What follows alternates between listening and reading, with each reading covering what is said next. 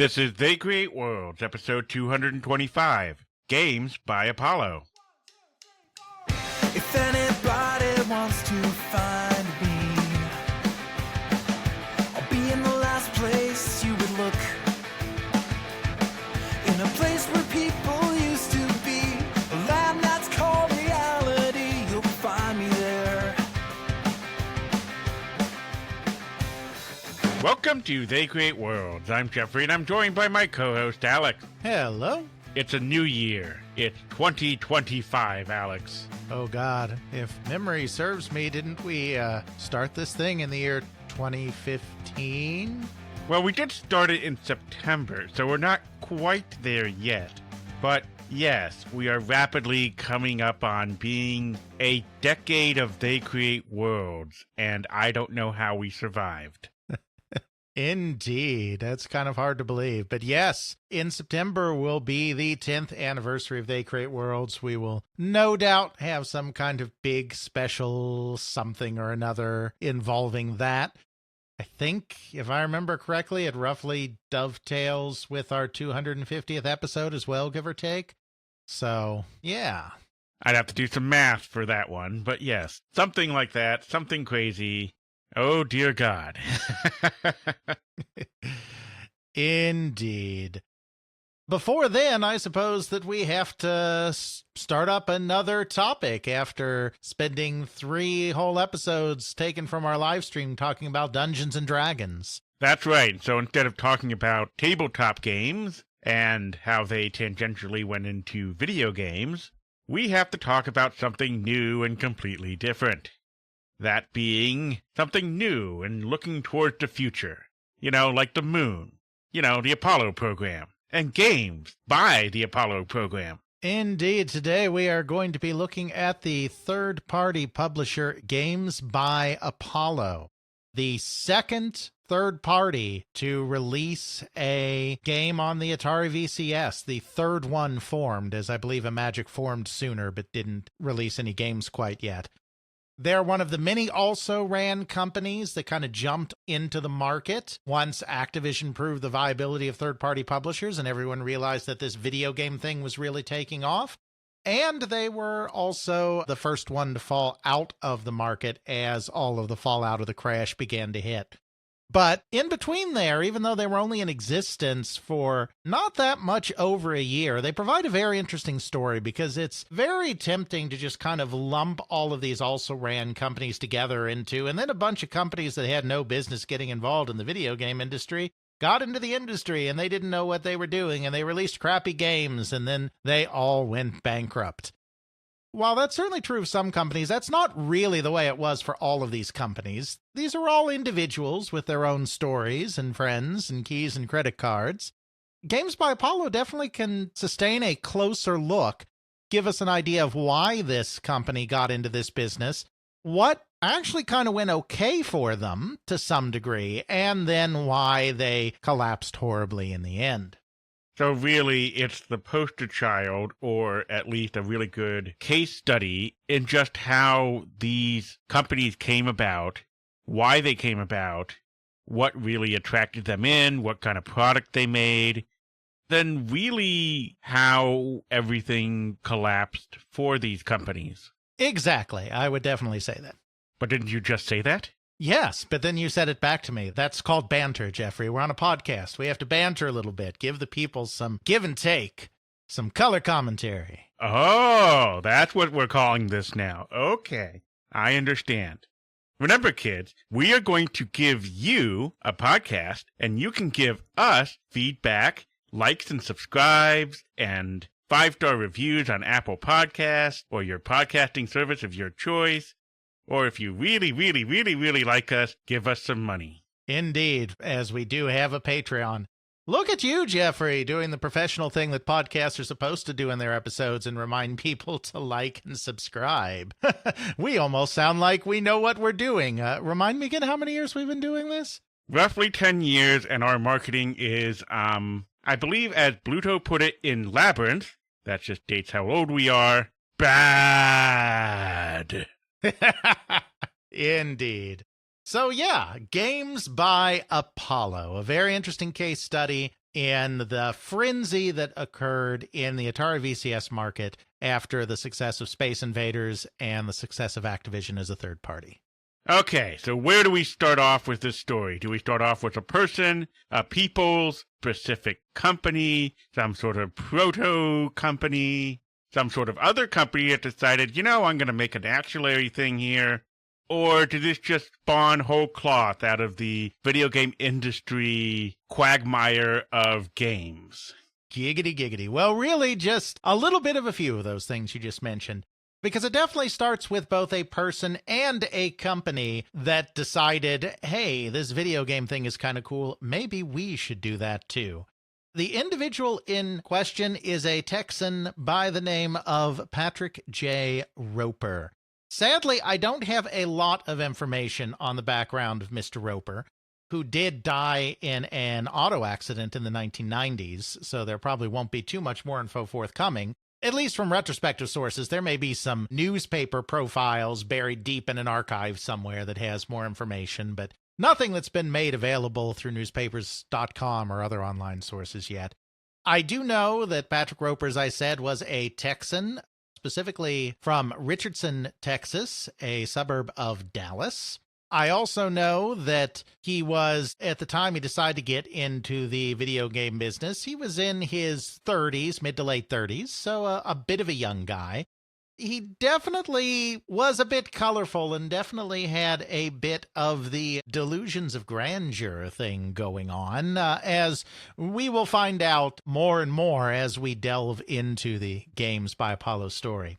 The earliest mention of him I could find in the sources I have available was a profile in the Fort Worth Star-Telegram on December 18th, 1970, discussing his very strong stance against legalizing abortion, with a nice big picture of him sticking an "Abortion is Murder" bumper sticker on the back of a vehicle. I don't want to get sued. But this is just facts. We're not talking politics, Jeffrey. This is just facts. And he's dead. He can't sue us. At that time, he was running a non-for-profit by the name of the American Council for Medical and Social Education Incorporated, which was an anti-abortion group. At this time, this is pre-Roe, so abortion was not legal, but there were lots of movements to legalize abortion, including in Texas, of all places, in light of current events at the time of this recording. He was in opposition to that, despite the grandiose name, because as we said, Roper tends to be the delusions of grandeur type. It appears that the American Council for Medical and Social Education Incorporated just ran out of his house in Richardson, as the article says. I'm guessing it wasn't very big. He does say that it was funded by donations by doctors, lawyers, attorneys, and lay people. That was his quote. He was specifically distancing himself from the Catholic Church or any other religious movement against abortion. He was quite confident at the time that this article was written that his little organization, which he had founded the year before in 1969, would very shortly have 200 offices nationwide. That doesn't happen.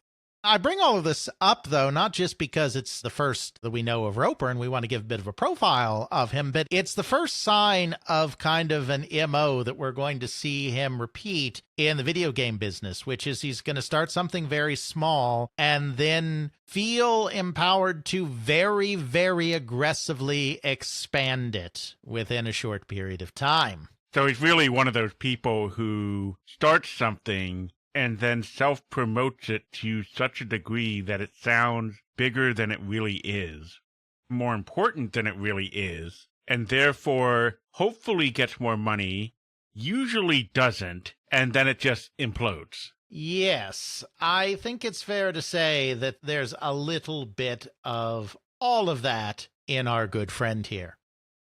I think this probably wraps up pretty quickly. I don't know the details. This is literally the only mention of it that I have. Because by 1971, he does have himself a completely different company. That is the company that he will still have a decade later when he decides that he wants to get into the video game business. This company is called National Career Consultants, or NCC for short. This was an educational film strip company. Like public PSAs. Or stuff that might be shown to school children, like Fuzzy Bunny's Guide to You-Know-What, or Here Comes the Metric System. Bonus points if you get that reference. I'll have it in the show notes. Very good. Though, despite me tongue-in-cheek mentioning those film strips because it's just too perfect, it specifically videos focused on careers, as the name suggests. I don't know a lot about NCC's videos, or film strips, I should say, films, but I do know because one video game article mentions the name of one as The Fascinating World of Geology. Basically, these were films that was kind of like, so you want to be a such and such. Well, this is what that career field is like. And there would be actors involved that are guiding you through these things. They were targeted primarily at high school and college students. So they were educational films about the kinds of jobs that you might be able to do. It's like Spaceballs with careers. Yeah. Career Sure. the sanitation worker. Career the metal worker. Career the, I don't know, paper mill attendant. Yeah, something like that. There were federal grants available to produce these things, and school districts and large educational systems would also buy them. I don't know much about this company, but he had a nice steady business going. I mean, it wasn't like ginormous or anything, but it was doing okay. Just another thing within this time period. So again, like, I don't know much about him, but the one other time that he comes up in the news before his video game stuff is in 1976. Well, he still has NCC, when he also becomes involved in the Hands Across America initiative. This was a real thing that was cooked up for the bicentennial of the United States, where this group on the 4th of July wanted roughly 4 million Americans, that's right, 4 million Americans to literally join hands from the west coast of the United States to the east coast of the United States, like across the entire United States. Hands across America. That sounds next to impossible to achieve. Yes, this never happened. I don't just bring this up because it's one of the only references we have to Roper before his video game days, but it goes to this personality trait of his again. He didn't dream this up. This was something that was dreamed up by some group somewhere, but when he read about it, he thought that this was such a wonderful idea that he contacted the group. The guy who came up with it was based in Chicago, and organized the Texas chapter of this Hands Across America initiative. Again, here he is, like, here's this grandiose idea, and he immediately wants to be a part of this, something that's really, really big and quite simply impractical. Yeah, he sounds like an interesting character. Indeed. Yeah, I mean, we do have some footage of him speaking. We can put that in the show notes. A PM magazine little profile. You know, he was this thin guy, kind of bushy-haired, sideburns, immaculately dressed with kind of a very stereotypical Texas drawl. We'll put that footage of him in there. So yeah, but he definitely seems like he was an interesting guy, and definitely a guy who shot for the moon. No pun intended. You sure about that? This episode's already gotten off the rails with puns. Well, I mean, maybe it was intended a little bit. So, yeah, I just wanted to bring up this other thing because he's definitely a guy who likes his cockamamie schemes. However, like I said, NCC, you know, he established it in 71 and it's still going in 1981, 10 years later. However, he has started to hit some difficulties in this time period. According to some interviews that he and others have given, around this time, federal funding was starting to dry up, federal grants for making these film strips.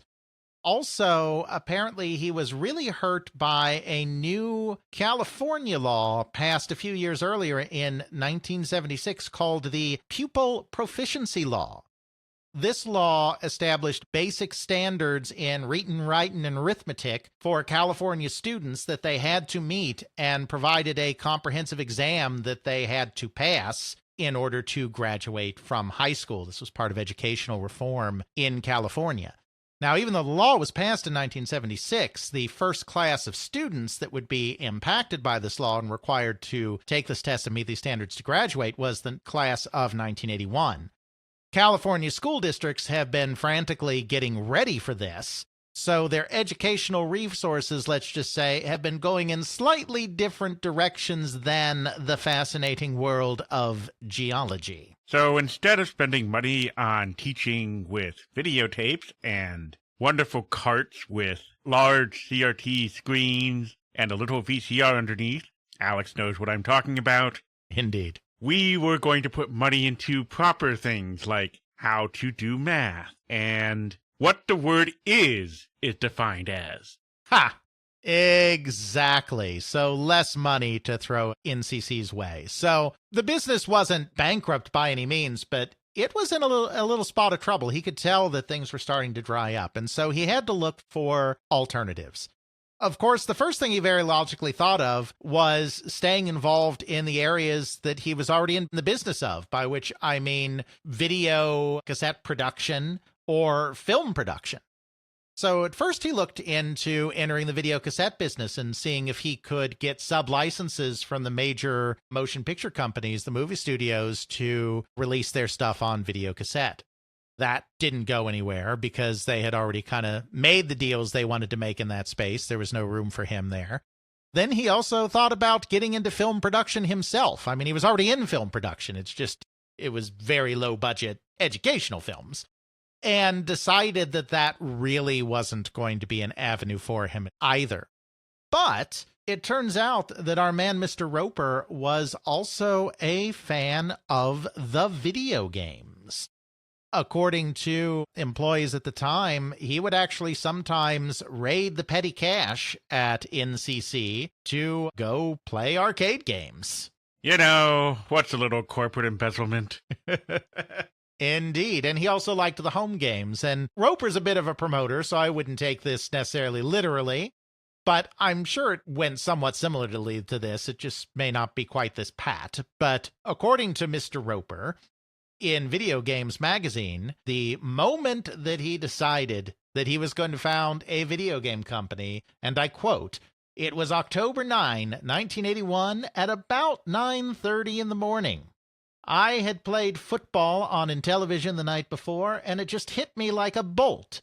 Why don't we look into the possibility of developing video games?" So instead of developing video games for the Intellivision, which he was playing, he decided he'd go for the VCS because it's easier. Well, it's the biggest market, for one. I mean, there's far more VCSs out there than Intellivisions. Two, of course, the third-party paradigm was already starting to become established by this point on the VCS. Activision had been formed in 1979, released its first games in 1980, and was still releasing games in 1981. And Imagic had just been formed a few months ago as well, even though it hasn't released any games yet. So it's definitely the VCS is the market to be in on, not the Intellivision. But he just kind of figured, why not? Because he had manufacturing capability. He had NCC to fund the thing, because NCC was still bringing in money. Because they were involved in film production, they did have a manufacturing facility that they could use, that they could convert to putting out cartridges. He was already kind of able to do that. And video games were the new hotness. So he decided in October of 1981 to found a third-party publisher of Atari VCS games. He chose the name Games by Apollo, apparently, because he thought Apollo represented kind of youthful energy. Don't ask me. I mean, of course, Apollo is the god of the sun. He's depicted as, very muscular and very powerful. They used Apollo, the god, in the logo. As you referenced earlier, there's also, of course, the Apollo mission to the moon, which gives a kind of technological bent to the name as well.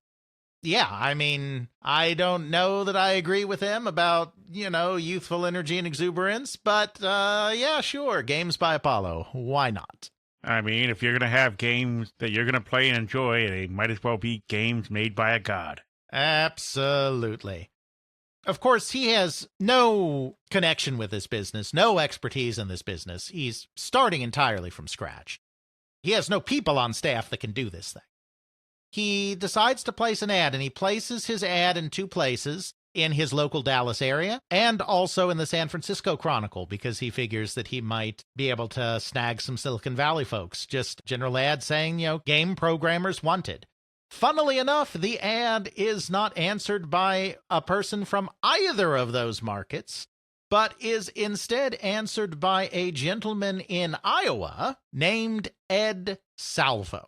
How did Ed get a advertisement placed in Texas and in Silicon Valley in Iowa, which is far away from both? Well, we're going to get there, because I do want to take a little bit of a moment here to talk about Ed Salvo, because he is definitely the most important person outside of Roper in the Games by Apollo story. Ed Salvo was a chemistry major from the University of Wisconsin with minors in math and physics, who actually never completed his degree, though he did eventually complete a 6-month associate's degree in programming afterwards at Manpower Business Training Institute in Milwaukee. So he had some science background, he had some math background, he had some programming background. Because he's from Milwaukee, that of course ties into D&D. Yeah, sure. Something like that. He had had some computer jobs. His first job with computers, according to an interview that he gave to Scott Stilfen, was with Harley Davidson, where he ran the punch card sorters, reproducers, and interpreters. He was basically an operator on an IBM 370 mainframe. Moved up from there to becoming a programmer, went on to another company, J.I. Case, and learned COBOL, and then moved to Iowa to work for Collins Radio as a project leader. The day he arrived in Iowa after being hired, the project was canceled. The day he arrived, the project he was hired to do was canceled. So they hired him only to fire him on the day he starts. Absolutely. Around this time, he bought himself an Atari 800 computer and wanted to find a way to make some money using it, because suddenly there was no money coming in. Interestingly enough, according to Salvo, the dealer that he bought the computer from was looking to break into the 2600 business, which is kind of weird. Because why is someone in the middle of Iowa that deals in computers just suddenly being like, I want to create a flight simulator for the 2600? But that's exactly what happened. So he developed this flight simulator under contract, $5,000 contract for this guy. Spent about 2 months on it. He used a little device called Magic Card, which was put out by CommaVid, that allowed a certain amount of rudimentary programming of the Atari VCS. Then, not surprisingly, the guy decided not to do this thing because, how does that even make sense? But he came away from that knowing how to program on the VCS. It just so happened that a friend of his, while he was in Iowa still looking for a job, sent him the ad from the Dallas newspaper. So that's how he ended up contacting Pat Roper and entering into a development contract to create a game for the new Games by Apollo. It turns out he already had a game ready to go. He didn't go into detail in the interview. I presume it's a game that he made while he was getting up to speed on the VCS, because it's not the flight simulator. But I'm guessing he made it to help him learn how to program on the VCS, because he already had it done. So he just gave the game to Roper on a contract programmer basis.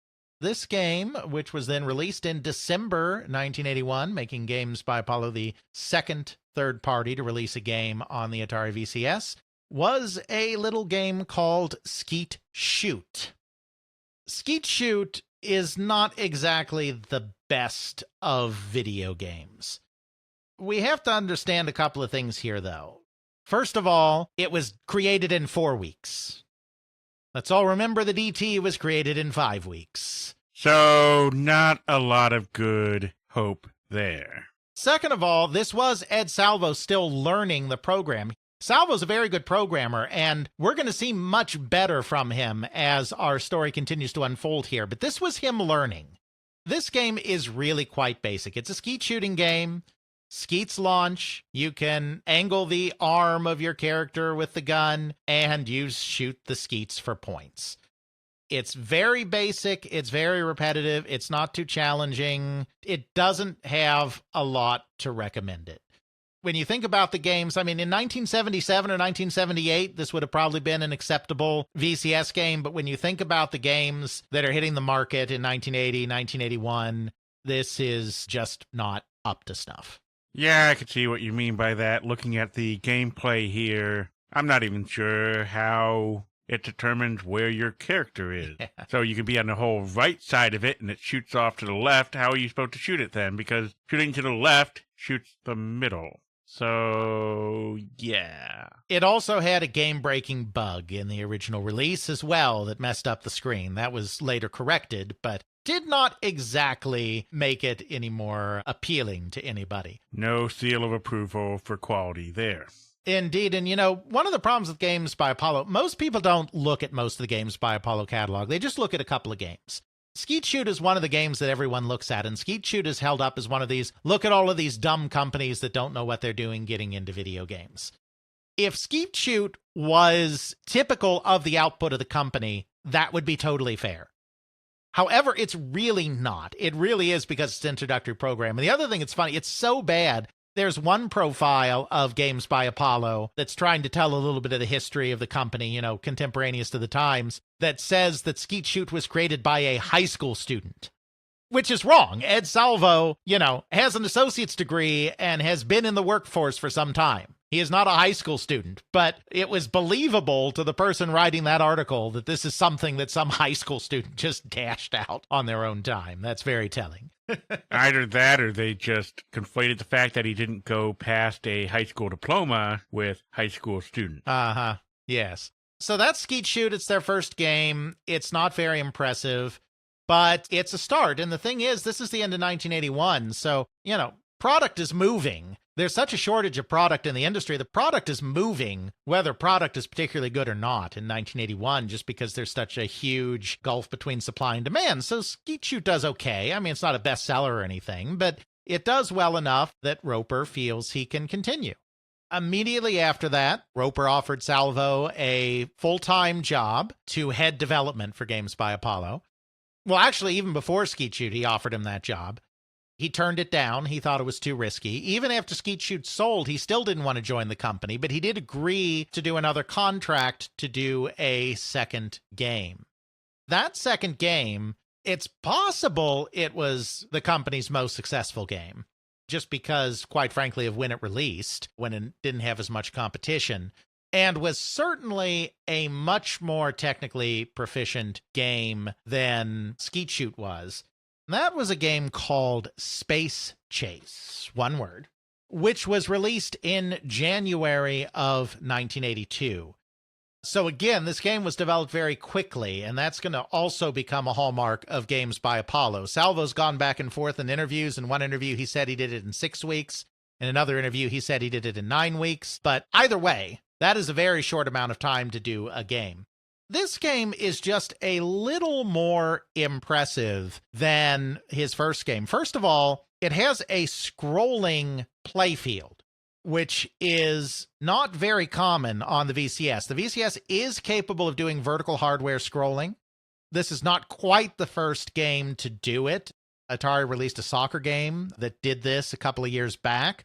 This may have been the first shooter to do it, though they do it in a kind of clever way. If you look at the game, you'll notice that only the sides of the screen, which are areas where your ship is not actually in, scroll. The main part of the playfield doesn't have scrolling elements, so it gives the illusion of scrolling the entire screen by just doing it on the edges. Other than that, it basically plays out as kind of a Space Invaders or maybe Ozma Wars kind of game, where you have your ship fixed to the bottom of the screen, you're shooting at things, they come in waves at the top of the screen, so they kind of stay in position once they appear, moving back and forth across the screen as well. but you have a few different patterns of enemies that show up. It's still a very basic game, and at the time, it really wasn't reviewed all of that well. I think because it was kind of basic and repetitive, and again, this is the beginning of 1982, and there's more impressive stuff out there.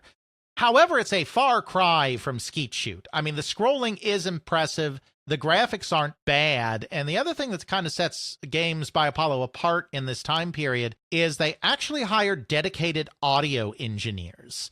A guy named Byron Parks works on the audio of this thing, a dedicated audio engineer. And so the sound on it is actually pretty darn good when you consider the Atari VCS.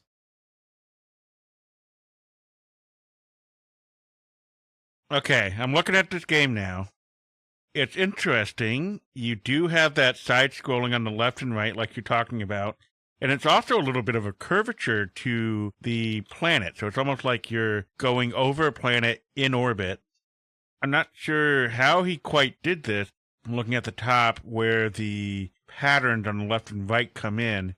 It's still below where the curvature is, but it does give that illusion that you have this entire curvature going on, and then you have these land masses on the left and right that are turning around on the planet as you're going through. Mm-hmm. Then, yes, the graphics are a little bit more impressive here. The enemies come in groups of 4, and they start off as really, really small dots that then get bigger and bigger, and they almost like they come up from the planet in order to engage you. So sort of like you're invading the planet, and they're coming up to engage you. Almost like they flip into existence near the end, and then you start your combat of whatever. They shoot at you in various patterns back and forth.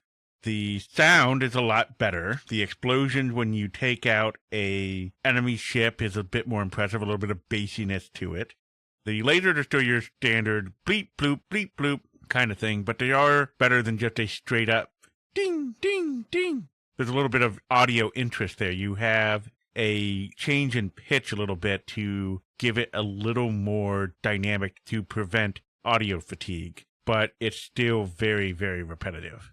Yeah, exactly. And, again, it was developed in such a small period of time. And this is going to be the Achilles heel of Games by Apollo games. A lot of this comes down to Pat Roper. Now, I don't know if it's a chicken and an egg thing. I don't know if Pat Roper from the very beginning demanded games be completed in a really small period of time, or if because Ed Salvo was able to complete both of his first games, Skeet Shoot and Space Chase, in a very small period of time, if Pat Roper, who had no experience in the business, just decided that, oh, this must be the typical amount of time it takes a game to be made, so this is how we're going to make games. I don't know which it was, because obviously neither of them had great experience in the video game business. But for whatever the reason, Roper, because there are interviews with several programmers that worked at the company, Roper mandated that games be done very, very quickly. Most of the games at the company were done in 4 to 6 weeks, especially in the early part of 1982. What we're going to see over and over again as we look at some of these games is we're going to see some interesting graphical tricks. We're going to see some really cool sound, because they did hire dedicated sound people, which was still somewhat unusual at the time. And we're going to see some interesting gameplay concepts. But just about every game is going to be let down by something being off. Maybe the difficulty is skewed. Maybe there's not enough variation to the gameplay. It's too repetitive. Maybe there's a control thing that doesn't work quite right. That has to come down as much as anything to these really small development times, because 4 to 6 weeks can be enough time to put a decent basic game concept together. But it's not enough time to thoroughly test it. It's not enough time to balance it. It's not enough time to come up with more variety within your basic gameplay concept. And that's going to be a real downfall of Games by Apollo, and one that they probably didn't need to have. But Roper is driving them so hard to make games so quickly, there's no time to give these games that extra layer of polish that would put them up to the standards of an Atari or an Activision. Really, it's because of his naivete and his desire to do bigger and greater with very little that's really setting things up for failure. Exactly. And this comes back to the thing that I was saying before about delusions of grandeur, because some of these employees that were here at the company, over the course of this year that have given interviews, talk about how he was obsessed with Activision. Activision was the leader amongst third parties. Activision was also really setting the graphical standard. He was obsessed in this period with surpassing Activision.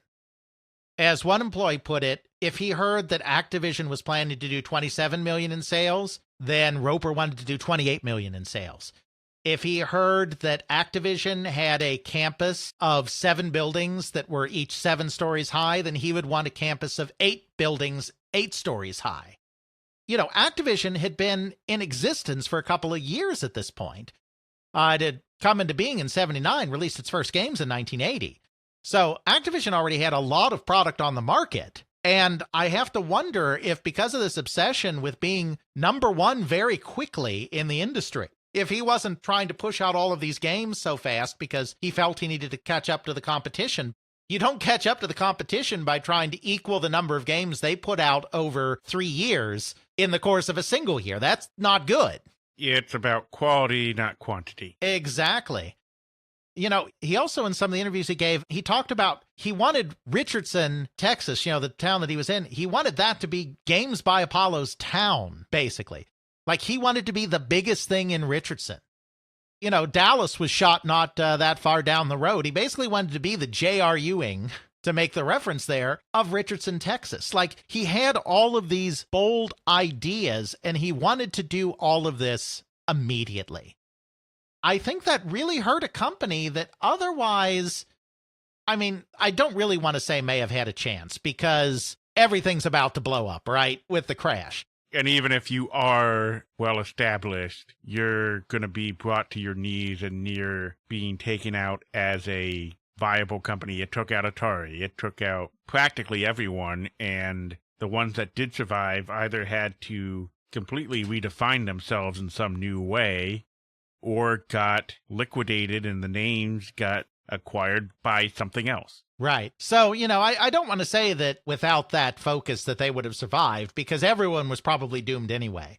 But I think that they could have probably actually developed some decent games, because if you look at some of their games like Space Chase and like a couple of the others that we're going to look at in just a minute, there's some ability there. There's some talent there, and they're doing some interesting things. They're not just... Some of their games are copies, and we're going to look at those as well, but they're not just copying, and they're not just taking a license and trying to snap something onto a license. Like, they're actually trying to make a go here, and they seem to have some talent. But you just can't turn around game development in 4 to 6 weeks and release the number of games that they released. They released like 7 or 8 games in the course of the single year, a small company.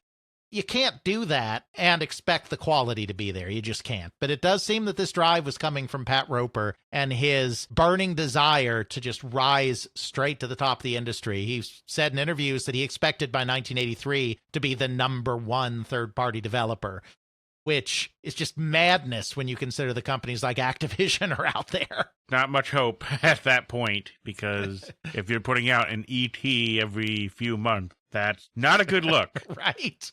And you're putting out ETs that don't even have the ET license. ET sold some units at first because it had the license.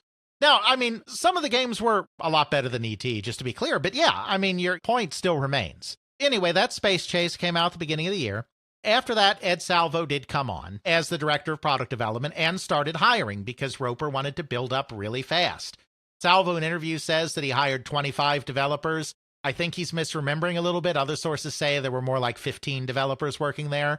But either way, we're talking about massively expanding. Activision started with 4 programmers, and then they added a 5th one very quickly, and then they did grow after that. But we're talking about the beginning. Magic didn't start with many more employees than that. All of those people were veterans of making games on the VCS. Now we're just talking about hiring willy-nilly 15, 20, however many people, none of whom have experience. Some of them are experienced programmers. Some of them are just out of college. They have programming experience. It's not like they're just idiots, but they don't have any game experience. And we're talking about hiring 15 or 20 or 25 of these people over the course of a single year. They don't have venture funding. Activision and Magic and some of these other companies, they had venture funding to do all of this. Games by Apollo is being funded by National Career Consultants. It's actually a subsidiary of NCC. Yeah, NCC has some cash reserves, but remember, the whole reason he's getting into another business is that NCC's business is starting to flag a bit. So it's not like this is a hugely lucrative company that can just afford to plow millions upon millions upon millions of dollars into the video game business without any return on investment. They can throw some money at it to start, but they're going to need the games to start paying off pretty quickly, or this whole thing is not going to be sustainable. Salvo comes on and they start hiring a few more people. They have that sound guy, Brian Parks. There's another sound guy that comes on, Larry Miner.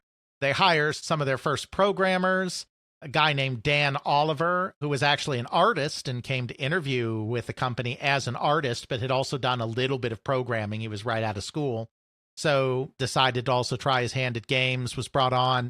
A guy named Steve Stringfellow, and then another programmer named Ernie Runyon, who had just been laid off from a job at a retail catalog sales company and decided to come in.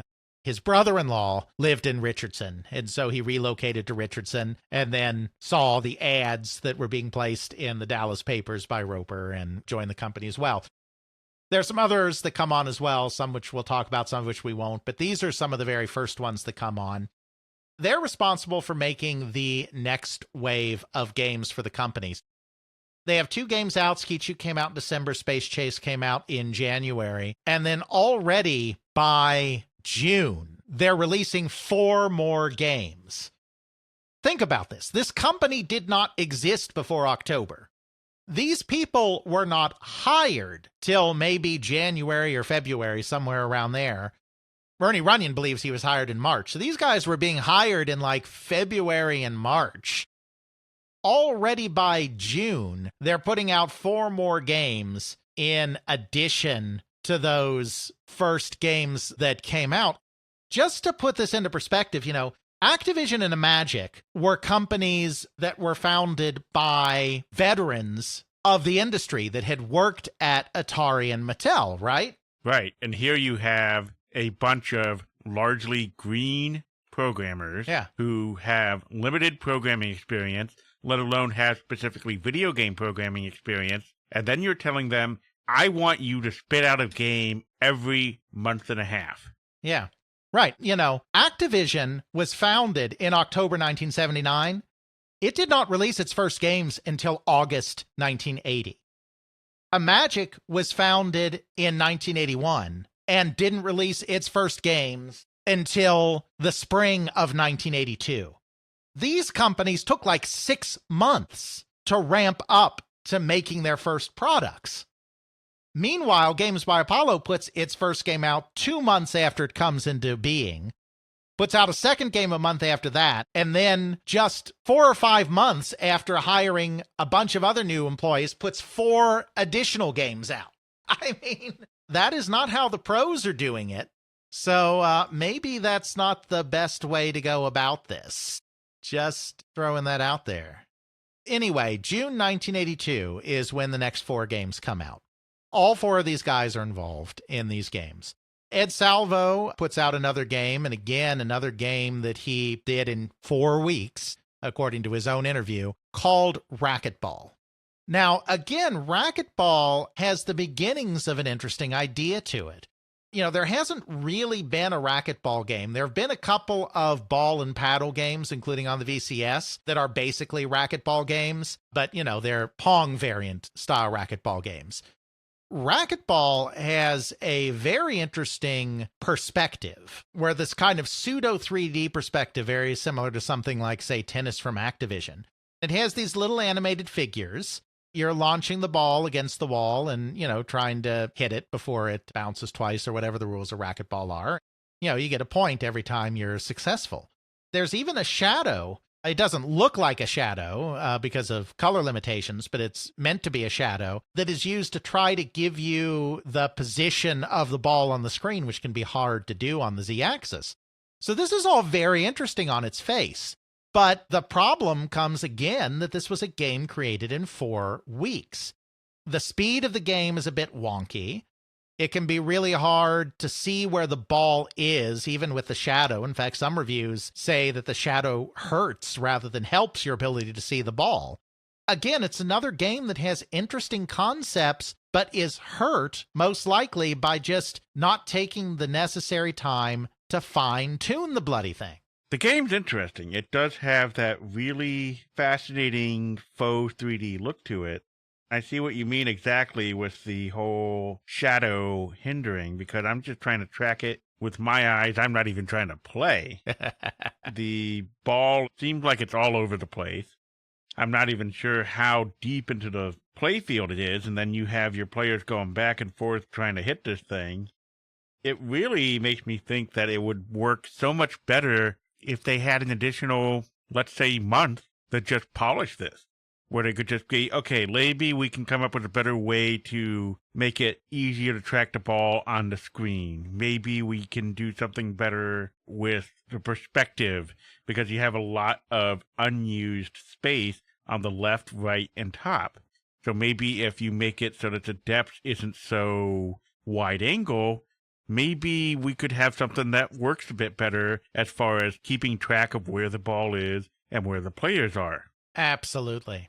That was one of the games they released in June. The next one was a game called Lockjaw. That's lock spelled L-O-C-H, not L-O-C-K, which had to be re-released a couple of months later as Shark Attack because shark games with Jaws in the title tend to get you sued because of a certain movie that had come out a few years before. Lockjaw is called Lockjaw with a CH rather than a CK because this is a maze game, somewhat akin to a Pac-Man type game, where the two enemies in the game are a shark, the jaw, and the Loch Ness Monster, which is inexplicably, in the ocean. It's a kind of basic maze game. The idea is that you're a diver diving for buried treasures. The little things you have to collect are little pieces of treasure. There aren't nearly as many of them as in a Pac-Man game, but they're around. There's a shark that randomly swims onto the screen and completely ignores the boundaries of the maze. Like it just passes through the screen. Then there's a Loch Ness Monster that can appear in one of the 4 corners of the screen at various times and may chase after you for a while, more akin to a Pac-Man ghost. There's a little strategy involved because the center of the screen is actually a shark cage. And when you get in there, the walls there can actually close, and you're actually protected from the shark if you get in there and the walls close. So you have a little bit of strategy there. But it is really basically a Pac-Man style game. Again, it's not the worst idea in the world. It's taking its cue from Pac-Man. It is a little different. It has a little twist on the formula. But the problem with this one, which multiple reviews, both contemporaneous to launch and by modern people playing it, say, the controls are awful. The movement with the joystick is very stiff. It's very easy to get caught up on the sides of the walls for no apparent reason. Like, it doesn't look like you're going to get hung up by the wall, but suddenly you do. So it's incredibly hard to control the character. And again, that just feels like something that if you had taken the time to polish the darn thing, maybe they could have done a better job of that. They did take the time to animate the palm trees on the top left and have them sway in the wind. Yeah. They've got some programmers here, and this game was done by Steve Stringfellow. They have some programmers that aren't that bad, but they're just not taking the time and the care that's needed to make these games work the way they need to. You need time to polish a game. E.T. is an outsized example of what happens when you try to make a game in 5 weeks, but Games by Apollo is also giving us other examples of why maybe that's not always a great idea. Now, the problems are different because E.T.'s big problem was trying to make a game of that complexity in 6 weeks, or 5 weeks, whatever it was. The Games by Apollo people are making simpler games. Like, they're not trying to do something as complex as E.T. in a 4 to 6 week period. So that's good. But at the same time, they still don't have the time to polish. I know I'm kind of beating a dead horse at this point, but it is the theme that we're going to see over and over again. But both Lockjaw and Racquetball were much better received in the press at the time than the first two games, Skeet Shoot and Space Chase were. They were considered fine. I mean, they were considered to be games that had flaws, but they weren't considered awful. Like, Games by Apollo, Skeet Shoot aside, doesn't really fit the narrative that people like to tell of these companies, which is that they just hire a bunch of idiots that barely know what they're doing who put out absolute crap and it's terrible. That's not what's happening here. The games could be more polished, and there are better games on the market. They're not making as good a games as an Activision or an Magic. But they're also not terrible. Like, there are companies that made games on the Nintendo Entertainment System or the Super Nintendo Entertainment System that were no better or worse than the games that Games by Apollo is making, and those companies did just fine. Like, they made a living on that kind of thing. They're not awful, they're just kind of, meh. Really, these games are not ones you're going to look back in 30 years and go, I have fond memories of that. I want to share that with my kids. Right. These are really just games that it's a good waste of my time for an hour or two, and I had my fun. I'm done with this. That's great. It's akin to a good popcorn flick. It's sort of like you're there for the entertainment, the laugh, the thing that's going on in the movie, but it's not something that's going to win an Emmy. It's not something that's going to win the Academy Awards. It's not something that's going to make you rethink how you live life because it inspired you some magical way. Right. In another time and place, that would have been enough, but not in this time and place, and certainly not with the way Roper is just pushing them to put out more and more product. But we still have 2 more to do for the month of June. The next one we need to look at is the other game that people tend to look at when they look at games at Apollo. When a lot of people look at Games by Apollo, they want to paint it as one of these awful third-party companies, and there's always 2 games that they bring up. One is Skeet Shoot, which we just talked about, and the other is Lost Luggage. Lost Luggage has a kind of interesting premise. The game was thought up by Ed Salvo. He's given a couple of different stories about how he came up with it, but they both basically revolve around him being at a luggage carousel and watching the luggage go round and round and spin around and thinking that there might be a game idea in there. In some versions of this tale, it's in Texas. In other versions, it's after he's had his first interview with Pat Roper and he's on his way back to Iowa and he has a layover in St. Louis. He comes up with it. But either way, it's just, what would happen if a luggage carousel runs amok and luggage goes everywhere and you have to catch it. So Salvo comes up with the basic idea and does some of the programming, though Ernie Runyon finishes the game, I believe. Again, this is another 4-week production. This game is basically Kaboom. It's a Kaboom clone. It's in many ways not as impressive as Kaboom. For one thing, Kaboom uses the paddle controller to move back and forth rapidly. Lost Luggage uses the joystick. Now, this does allow you to have 4-directional movement, which is something Kaboom didn't have, so it allows for a little more strategy. You can move a little closer to the carousel to try to catch the luggage, but you can't have as fast-paced a game because you're just not going to be able to move around as fast using the joystick as you could with the paddle, so the action's going to be a little bit slower than Kaboom. Basically, you have a luggage carousel at the top of the screen. It's spilling luggage out, and you have to stop all the luggage from hitting the ground. If a piece of luggage hits the ground, everything springs open, you lose a life, and, I think you get 3 lives at the start, and once that happens 3 times, it's game over. It's not a terrible game. I mean, most reviews don't say it's a terrible game, but it has 2 main problems. One is that it's just not as good at what it does as Kaboom is. It doesn't compare well to the game like this that is already on the market. The other thing that's kind of interesting is that the top of the screen is very animated. There's a plane flying around overhead. The luggage carousel is really nicely animated.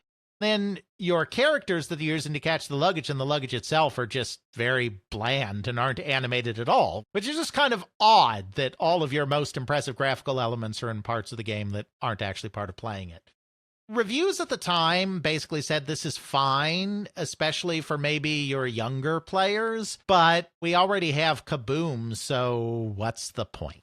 Yeah, it's a thing. You have sort of a layered screen at the top where you have sort of like a darker sky and then a lighter sky down towards the horizon, and then you have various airplanes that are flying across at different elevations.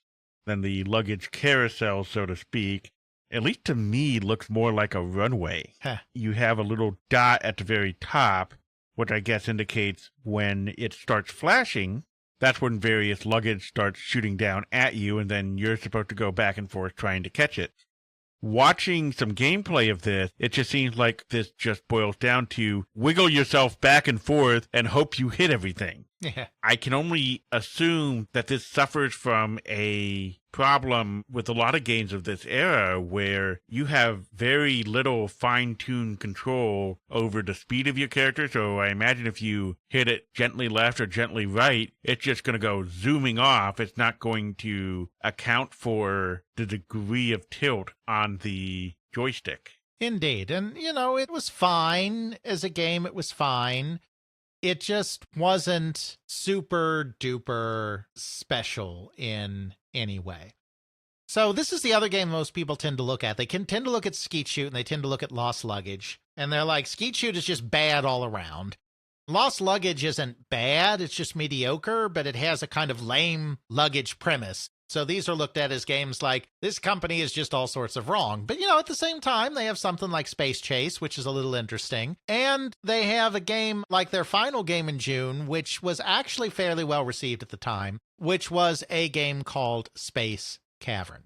Space Cavern is Demon Attack.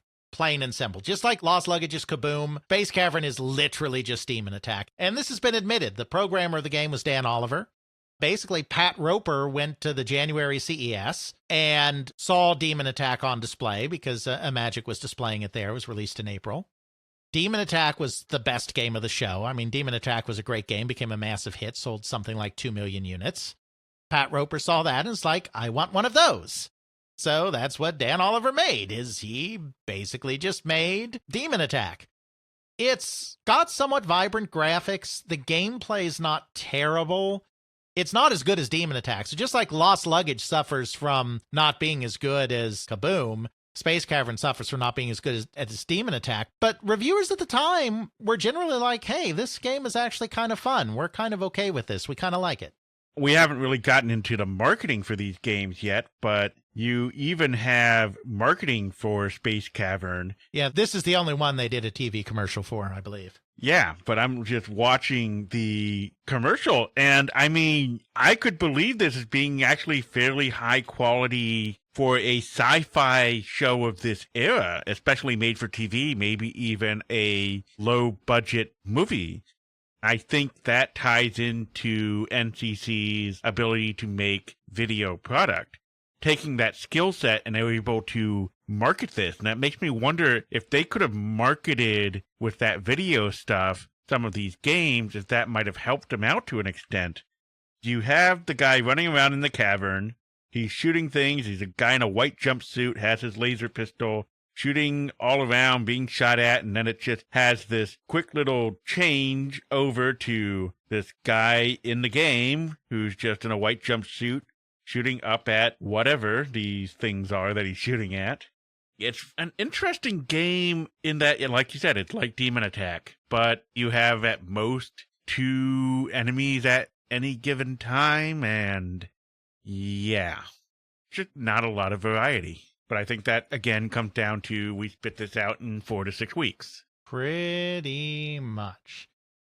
So those are the 4 games that were released in June. And, some of them are okay, and I think Space Cavern does okay, and some of them are less okay, but it's just kind of more of the same where they just don't have enough time to bake. And even though some of them are fine, they just don't hold up against the most interesting products on the market. Now is when things get really crazy and where Mr. Grandiose Pat Roper is going absolutely insane. Because, as I said, he's just focused on becoming the #1 third-party developer as quickly as possible. The company announces in September. Remember, they released 1 game in December, 1 game in January, 4 games in June. Now they announced that in September, they are going to release 6 games. 6 more games. And on top of that, They're in the process of building a new plant that is going to allow for 75,000 square feet of manufacturing space. Roper also claims that they are going to introduce 18 new games. On top of these 6 new games, they're going to introduce 18 new games at the January CES. That is beyond insane for this time period. Yeah, and some of these are ports. Like, they're not all unique games, but he says they're going to release 4 Intellivision, 6 VCS, 2 VIC-20, 2 TI-99, and 4 games on Atari 8-bit systems and the Atari 5200. They're going to introduce at the January 1983 CES. That's a level of unrealistic. I mean, I don't even see any of the third parties even attempting anything near that, let alone Atari itself. Exactly. And also, even before that, in July, he signs an advertising agency. We mentioned that Space Cavern had some television advertising. He signs a major advertising agency for the company, Benton and Bowles, and promises them that he's going to give them an annual budget of $20 million. Now, to put that into perspective, Atari, the big leader in the industry, in 1981 spent $18 million on TV spots. That wasn't their total ad budget, but on TV spots, they spent $18 million. So Pat Roper is telling this advertising company that he's going to have a bigger ad budget, annual ad budget, than market leader and multi-billion-dollar company Atari spent on its TV advertising in 1981.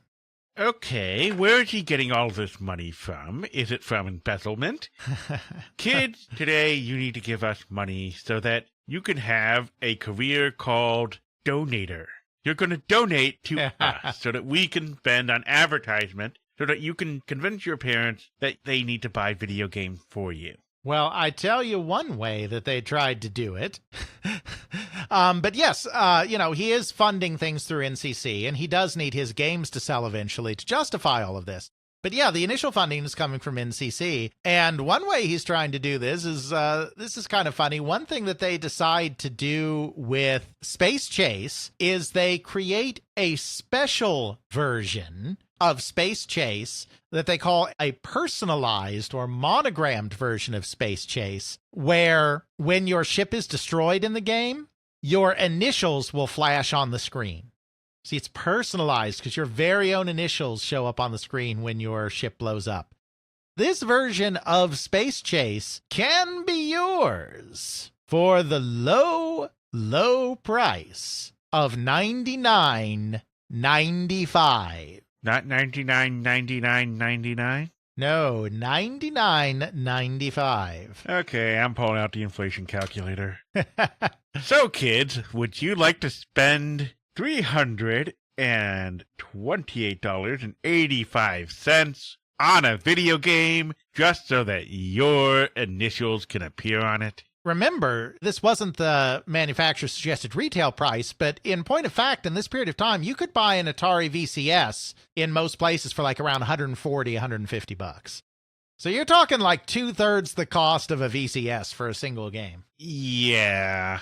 They didn't sell that many of those, obviously. No, I would expect not at that price. Yes. So they're building this new facility. They've signed a new advertising agency. Now, they're not going to spend $20 million in 1982. In fact, what they commit to TV ads in 1982 is merely $7 million, which is still a lot. But he's promising them that over time, they're going to have an ad budget of $20 million a year.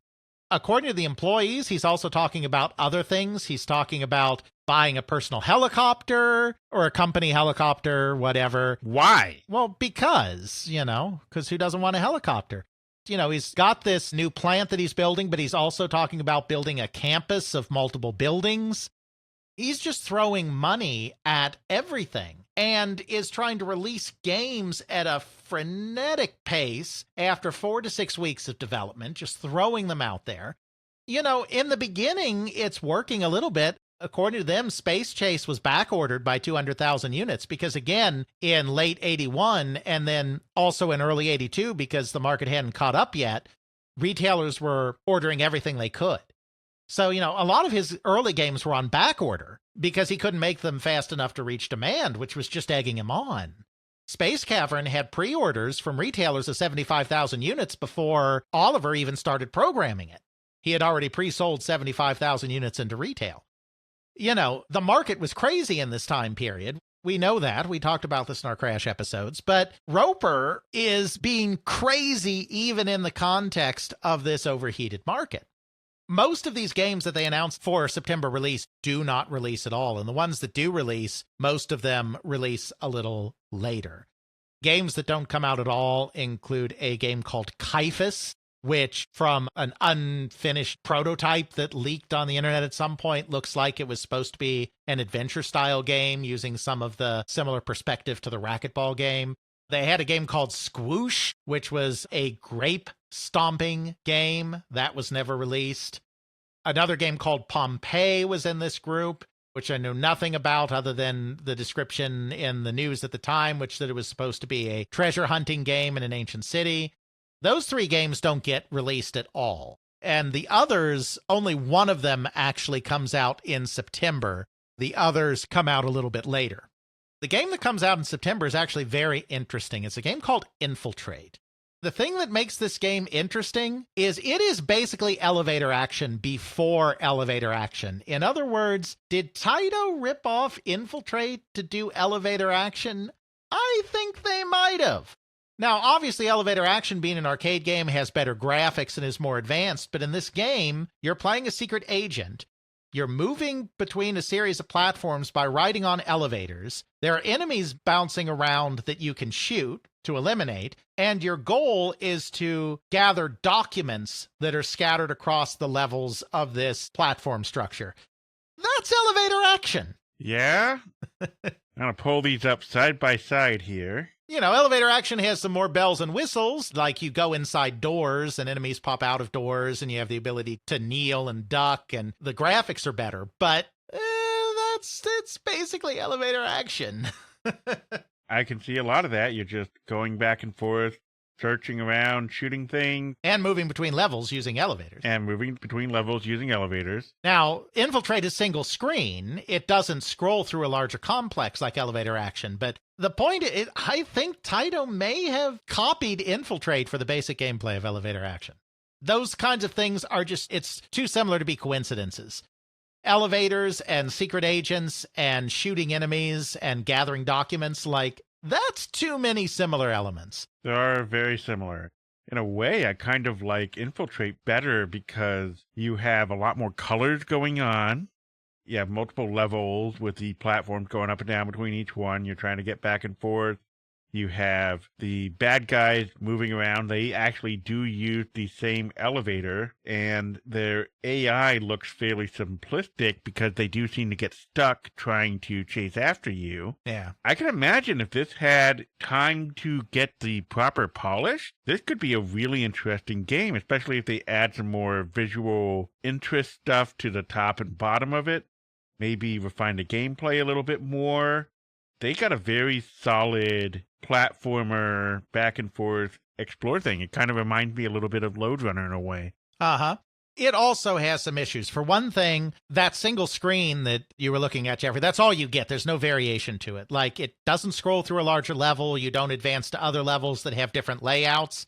It's just the same layout, which means it gets repetitive very quickly. The other problem is we have control issues rearing their head again, because getting on the platforms is very finicky. The control is not very precise, and it's very easy to skip over the elevator when you're trying to get on the elevator. Again, it's not without issues, but it got some okay reviews at the time. People were kind of okay with this one. And as I said, people love elevator action, which is, a more polished game. I can certainly see people liking this one as well. I just find it fascinating that, it's elevator action, a year before elevator action, which is just very, very interesting. Actually, I misspoke a little bit ago. 2 of the 6 games that were supposed to come out in September did come out in September. One of them was Infiltrate that we just talked about. The other one was a game called Final Approach.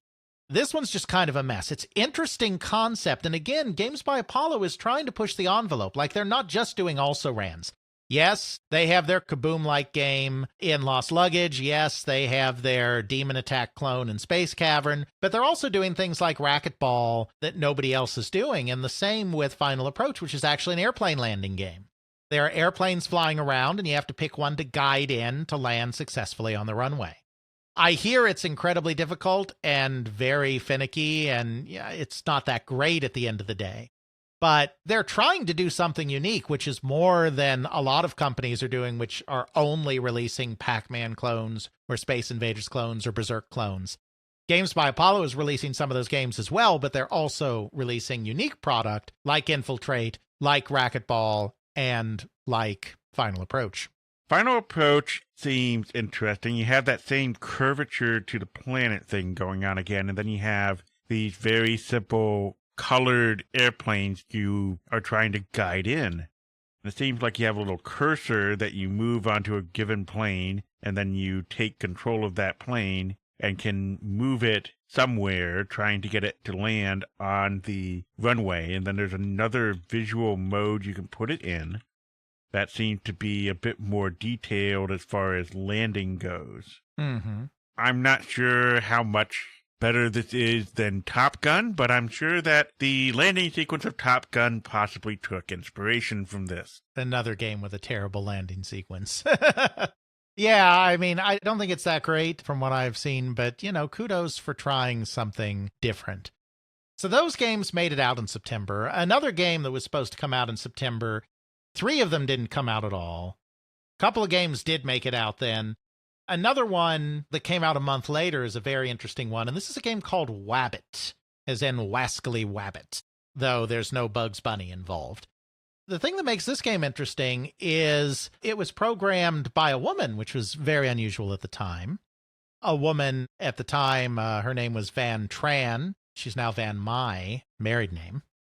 Also has a female protagonist, which is a very, very unusual thing at the time. And in fact, this is one of the first, if not the first, identifiable female protagonists appearing on screen in a game. There are a couple of other things that kind of sort of might qualify, but this is one of the very first. It's also a lot more polished game than a lot of the others, and Van Mai was actually tracked down by Kevin Bunch and Kate Willert a couple of years ago after a literally year-long search to try to find her. It's a very interesting story. The Video Game History Foundation has an article about it that we can put in the show notes for those that are interested. But according to Van Mai in her interview, she actually had more time to work on this game. She was given a period of months to work on this game rather than weeks. I think it shows by being a more proficient game than many of the others. It's very well animated. The main character is a multicolored sprite as well, which was very hard to do on the VCS. Not impossible, but hard to do on the VCS, and is a level of detail we're not used to. According to Dan Oliver, the basic idea for the game actually came from submissions, fan submissions. Mai doesn't mention that, but this is what Dan Oliver remembers, that there were a couple of fan submissions that suggested having to defend a farm from rabbits. But then Van Mai made it her own, even if the initial idea came from somewhere. Most of the elements of it came from her, including having a female protagonist. That was all her.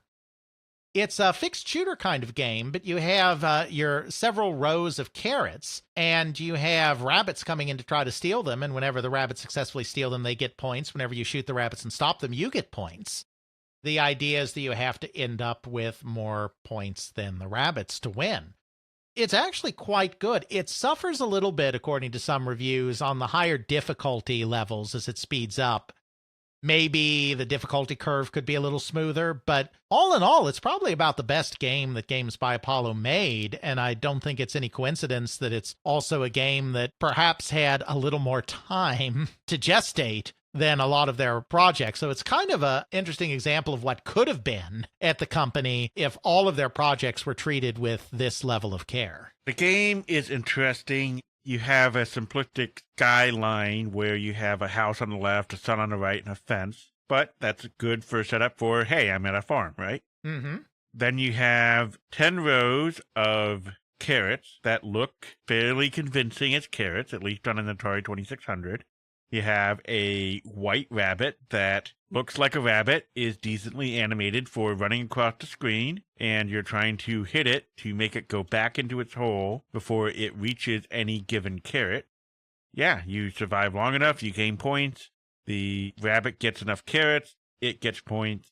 Eventually, there's some win-lose condition. Mm-hmm. You know, Van Mai was a very experienced programmer. She was a Vietnamese refugee, came to the United States as a teenager, ended up dropping out of high school because of the language barrier.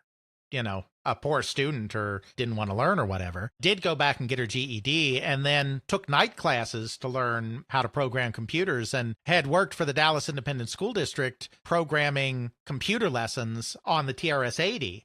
So she had some experience in computer graphics and animation before she came to the company. You know, that really shows. And she recalls spending 4 to 6 months on the game rather than 4 to 6 weeks on the game, as so many others were. You know, I think a lot of their games could have been much more similar to Wabbit. A little higher quality of game if they had just been given the time to do this kind of care and attention to detail on all of their products, because the other programmers were also pretty talented. But of course, that just isn't what Pat Roper wanted overall. So you have 2 games in September, 1 game in October. They do release one final game in December, a game called Guardian. Won't really spend any time on that one. It's basically Astro Smash. It's not an Astro Smash clone, but it's a very similar idea. Things are falling from the top of the screen towards the bottom of the screen, and you have to destroy them before they hit the bottom of the screen, and if too many get by you, the game is over. It's fine. You know, it apparently doesn't have too many patterns, and it gets kind of crazy pretty quickly. It gets pretty fast. But again, it's okay. You know, not terrible, not great, which is kind of the way all the games that they did were. You know, in a lot of time periods, that would be enough. That would be enough to make a company viable. Like I said, there are plenty of companies in the NES or the SNES era that did just that and were perfectly viable, making just kind of okay games. Of course, we have to remember that we're in a period where the market had overheated. There are too many games on the market is saturated, and NCC does not have any experience with retail. They have some manufacturing and distribution experience through their educational stuff, but they don't have retail experience. The battle for shelf space by the middle of the year is just hyper intense. And you have great companies like Activision and Imagic putting out high-quality games, and you have other companies like Coleco and Parker Brothers that are just really adept at dealing with distributors and retailers because they've been doing it in the toy business for years and years. Quite frankly, Games by Apollo starts losing the war for shelf space. When I look at ads at the time, the games mostly keep their price in 1982. Very few companies are having their games discounted in 1982. US Games is. Space Jockey, their game, is being discounted heavily. But it looks like most places, most retailers are keeping the games in the kind of $20 to $25 range that you would expect a new game from a company like Games from Apollo to be at. You can definitely tell that they're having a little bit of problems getting games on shelves and selling them through, because even though the price is mostly staying stable, they do start a rebate program that is advertised in the newspapers in November, where you can mail in to the company for a $7 rebate if you buy 2 games and a $3 rebate if you buy 1 game. You can tell they're starting to have a little bit of an issue if they are doing a rebate like this during the holiday season. You know, the other problem is that he is just spending money like crazy on all the things that we've talked about. You know how he contracted with that big, shiny professional ad agency, Benton and Bowles, to do advertising and pledged to have a $20 million annual budget and was going to spend $7 million on TV ads in the last half, the last third of 1982 alone? Yeah, let me guess. It's gone. Well, apparently they don't have enough money for all of this advertising they have contracted, because at the end of November, Benton and Bowles comes in and seizes 200,000 cartridges, 200,000 units of inventory in order to settle the debt for unpaid advertising bills. So you're saying he wasn't paying his bills and just going, we're awesome, we're spending all this money, it's great. Never look at the books over here, that's not important. But we're really, really awesome and you should really invest in us. Yes. I'm sure that he had been hoping that sales in the holiday season would have been enough, to pay for the advertising. But as I said, this is the oversaturated period. And while their games are not being heavily discounted, they're just not selling enough. And so when those advertising bills come due, they don't have the money to pay. So Benton and Bowles moves to seize 200,000 units of inventory. In response to this, in order to protect their inventory, Games by Apollo promptly files for Chapter 11 bankruptcy so that Benton and Bowles can't just take their stock. They never exit, as far as I know, Chapter 11 bankruptcy. Benton and Bowles doesn't get the cartridges at that point. They go to a bankruptcy administrator. Yeah, I don't know exactly what happens, but that's it for Games by Apollo. They bring an immediate halt to doing any additional development, distribution, marketing, etc., while they figure out how to pay off their creditors, because Benton and Bowles is not their only creditor. They also owe money to other entities, including their PR firm and some of the people that they use for manufacturing, subcontractors for manufacturing. So they owe money to a lot of people. It's just Benton and Bowles is the one that decided to force the issue first. They immediately halt everything while they figure this out. I believe at that point the company wraps up. I mean, they certainly don't introduce any other games. I don't know much about what happens after that. Some of the employees at the time are pretty sure that NCC continues. Games by Apollo declares bankruptcy, but NCC doesn't. So I think Roper continues on with National Career Consultants after this. But this bankruptcy filing at the beginning of December is the end of their video game business. And sure enough, if you look at ads in 1983, while the inventory maintained its value for the most part in 1982, throughout 1983, you can buy Games by Apollo games just about anywhere for like $5 a pop. Because at this point, the company's done. There's not going to be anything further coming down the pike from them, and retailers are just dumping whatever they have at discount prices. And Games by Apollo and its creditors are probably also doing the same with the unsold inventory, is trying to recoup as much money as they can from Games by Apollo by selling what's left of the inventory at a deep, deep discount, which are then sold at a deep, deep discount at retail. So that's the company. It's founded in October 1981. It's basically done in December 1982. It might have existed on paper a couple of months longer, but it's done for all intents and purposes December 1982. It's around for 14 months. It doesn't release a single game that would be considered a classic today. Nonetheless, I think it's a very interesting story about a man that reached too far, too fast in a market where everybody was trying to reach too far, too fast, so nobody was going to come to a good end. As I said, is there a scenario where the market's not oversaturated, where a company like Games by Apollo could have worked? I think so, because the engineering talent, the programming talent was not bad, and they were doing some innovative things here and there. But there's just no way it was ever going to work with Roper demanding that they turn out games so quickly and not giving them enough time to be polished. He needed to take it slow and steady. He shouldn't have been trying to become the number one company in the business by 1983, when he was facing off against companies that were far better funded with venture capital and also had far more experienced game design and programming staff. Really naivete, unrealistic expectations, and having a staff that is equally the same. Green doesn't know what the standards are, and they just burn through money so quickly they are literally a flash in the pan. Absolutely. But, like I said, I don't think it's fair to tar them with what so many people try to tar them with is, just another company where fly-by-night, a bunch of idiots making some really crappy games and then disappearing in the flames of the crash.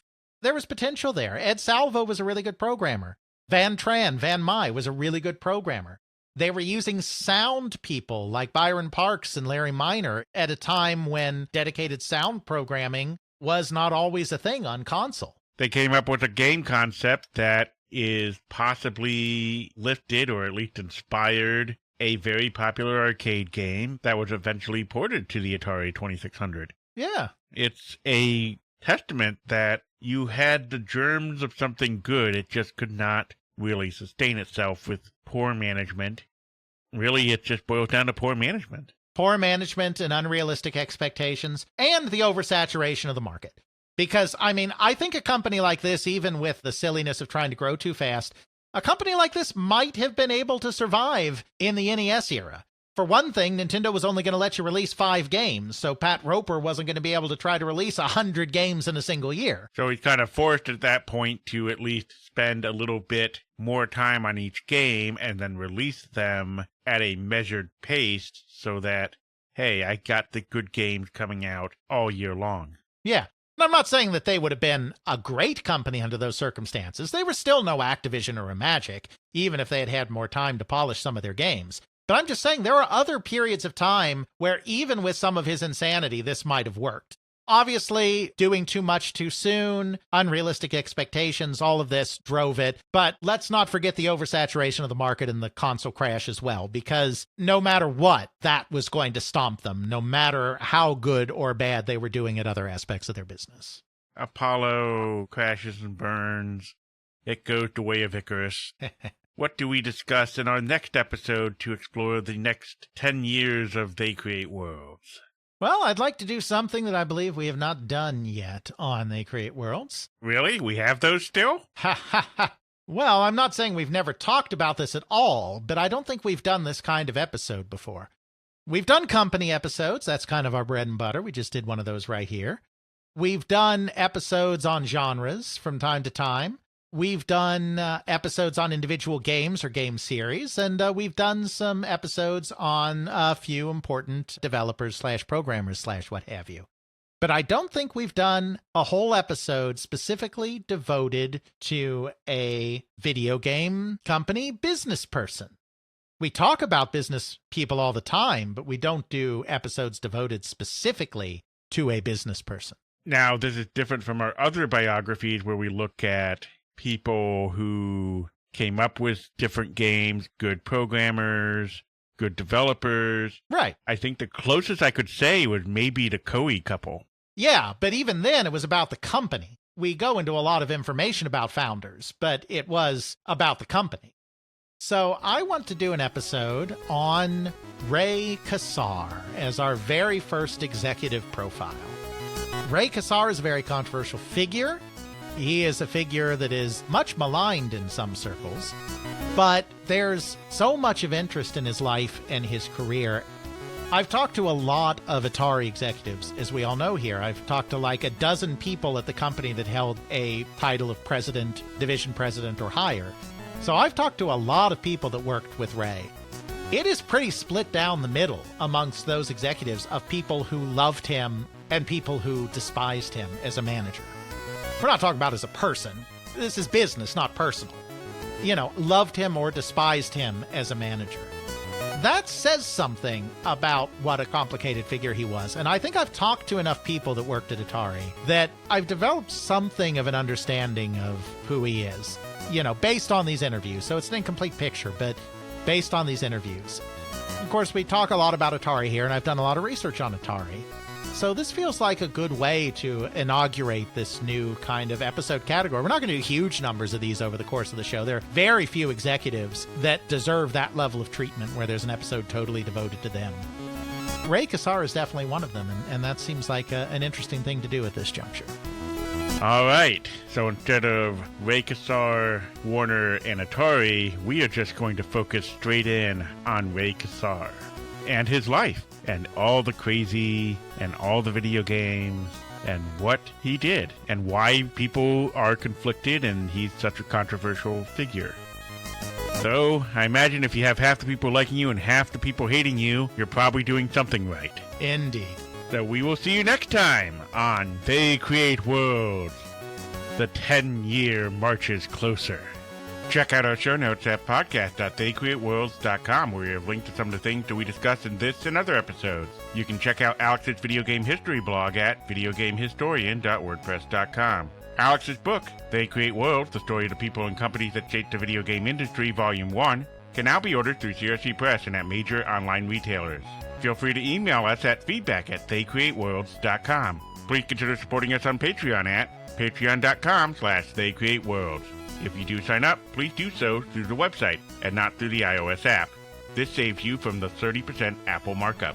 We understand that you may not be able to financially support us, but you can still support us by leaving a review on Apple Podcasts, Spotify, or the podcasting service of your choice.